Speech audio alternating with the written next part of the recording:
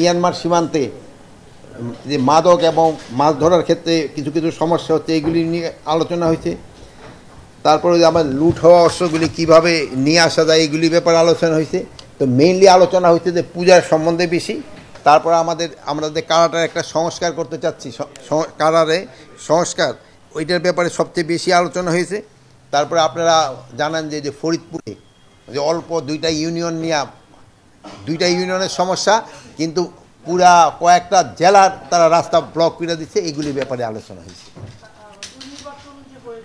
এখানে হলো আপনারা ফরিদপুরেরটা দিয়ে আমরা আলোচনা করি। এখানে আপনারা জানেন যে ফরিদপুরে মনে হয় দুইটা ইউনিয়ন আগের যে সংসদীয় আসনে ছিল ওইটা থেকে মনে হয় আরেকটা সংসদীয় আসনে দিয়ে দিয়েছে। এটা আমাদের সাথে এটা কোনো সম্পর্ক নাই। এটা হলো ইলেকশন কমিশন এটা তারা করছে, এবং এটা তারা পরে আবার তাদের শুনছে, যুক্তিতর্ক দেওয়ার পরও তারা সবাই বসে এটা নির্ধারণ করছে। এখন এই নির্ধারণটা নিয়ে ওই এলাকার লোকজনের ভিতরে একটাই, তাদের যদি কোনো রকমে ক্ষোভ থাকে এটা তারা প্রপার চ্যানেলে জানাবে, কিন্তু এটার জন্য এই জনগণকে ইসের ভিতরে নিয়ে আসা এটা কিন্তু কোনো অবস্থায় যুক্তিযুক্ত না। এগুলো জনগণের কিন্তু ভোগান্তি হচ্ছে।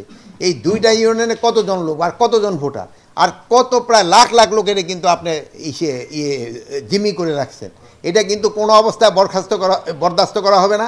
আমরা হয়তো এই আজকেই বিকালের মধ্যে যদি এটা তারা সমাধান না করে, আমরা আইন প্রয়োগের মাধ্যমে এটা করে দেব। এটা ক্ষেত্রে আমার মনে হয় আপনাদেরও সবাই সাহায্য সহযোগিতা লাগবে। আপনারাও মনে হয় চান যে এটা আইন প্রয়োগের মাধ্যমে তো রাস্তাটা ক্লিয়ার করে দেওয়ার জন্য।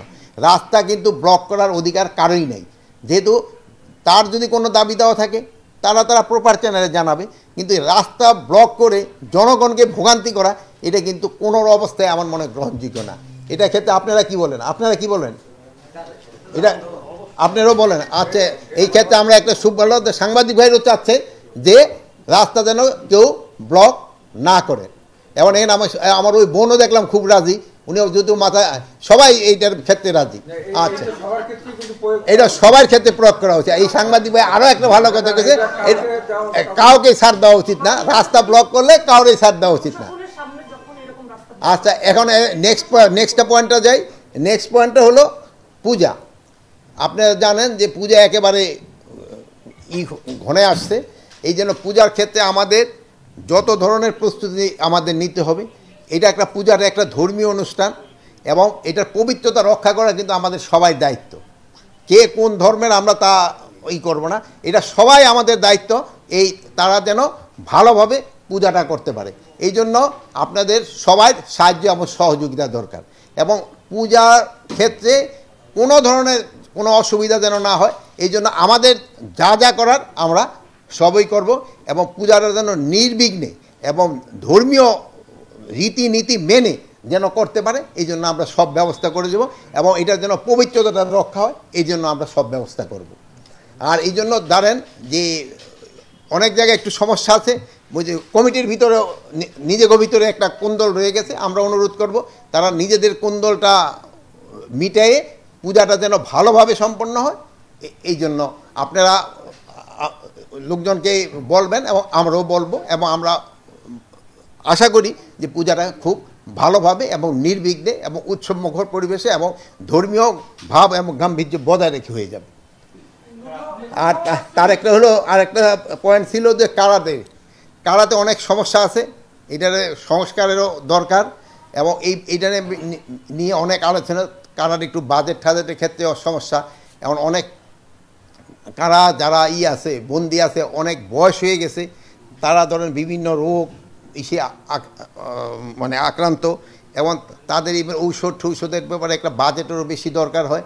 তো আমরা চাচ্ছিলাম যে যে লাইফ টার্মটা যে 30 বছর ওইটাকে কমায় কত করা যায়, একটা যুক্তিযুক্ত একটা করে যেন যারা বয়স্ক হয়ে গেছে তাদের কীভাবে ছাড়ার ব্যবস্থা করা যায়।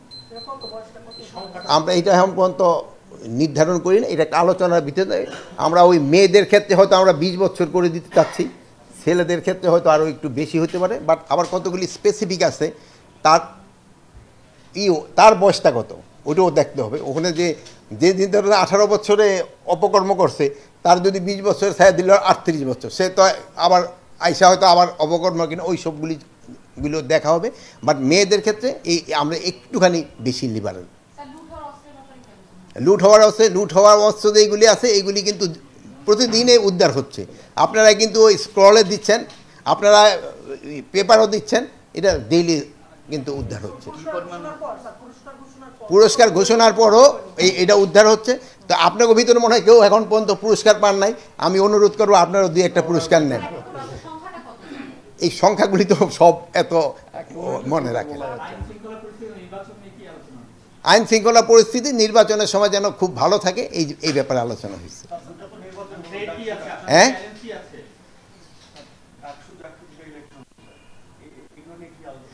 এগুলোর মধ্যে আমাদের আইন শৃঙ্খলা বাহিনীর যে যতটুকু দায়িত্ব ছিল আমরা মনে হয় এটা শতভাগ সম্পন্ন করতে পেরেছি।